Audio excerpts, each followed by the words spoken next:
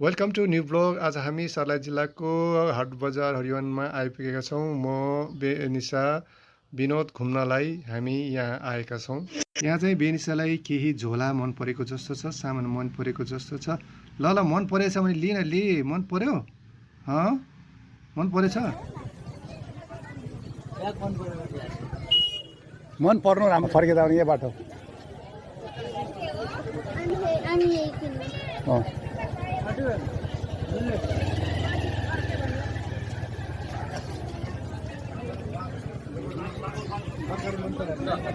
तरकारी मन पर्यो भने तरकारी बजार हामी प्रवेश गर्दैछौँ। हरिवनको बजारमा आज शनिबारको दिन हाट बजार लाग्ने गर्छ र बुधबार पनि हाट बजार लाग्ने गर्छ।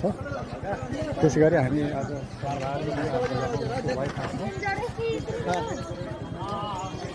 यहाँ यो चाहिँ रुमाल पसल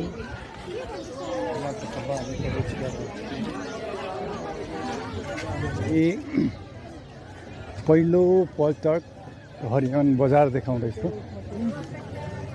यसरी चाहिँ तपाईँको सब्जी पसलहरू राखेको छ। कलरहरू यहाँ कलरहरू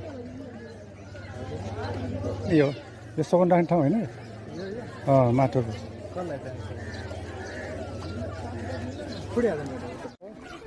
यो चाहिँ तपाईँको भट्टी। आज शनिबार निकै भिडभाड रहेको छ। अब हामी खरबुजा किनेर खान्छौँ। अनि अब यहाँ चाहिँ पाइनएप्पलहरू रहेछ।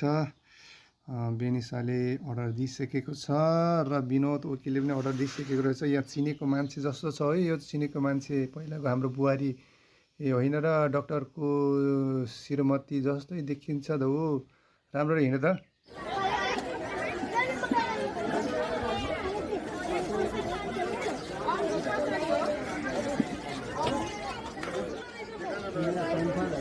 खान सकेन?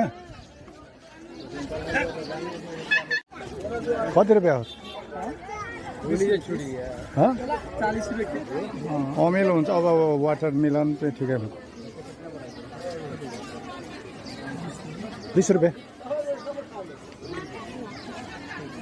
हाट बजार हामी सबै घुमिसकेपछि हामी यो भट्टी पसल, हाम्रो सम्झीको भट्टी पसल हो। यहाँ चाहिँ हामी खाजा गर्ने गर्छौँ।